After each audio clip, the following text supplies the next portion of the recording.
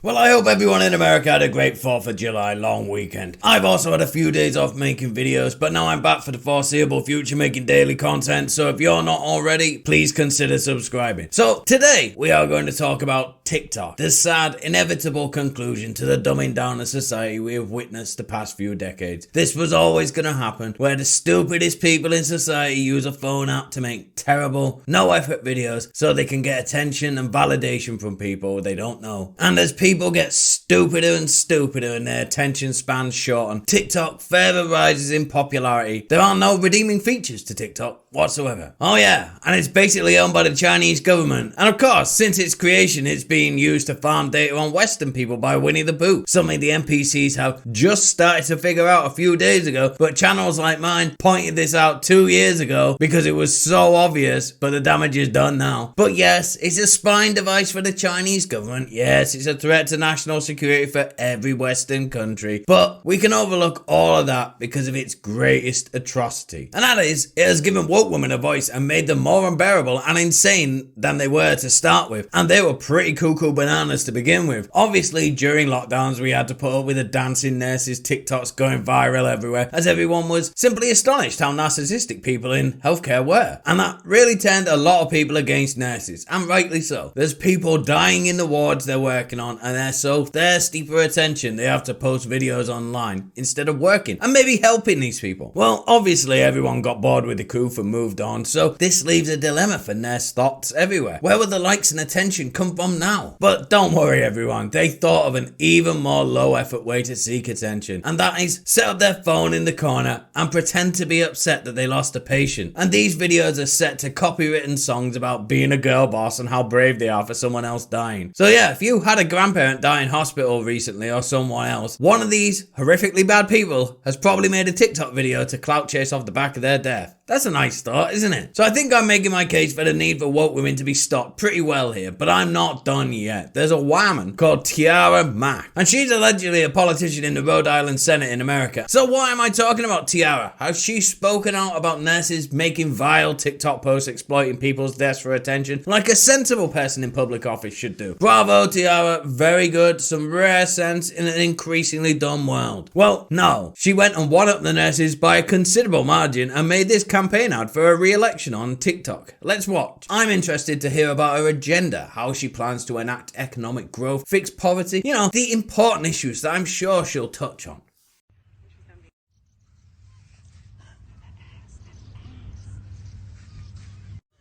Vote Senator Mack.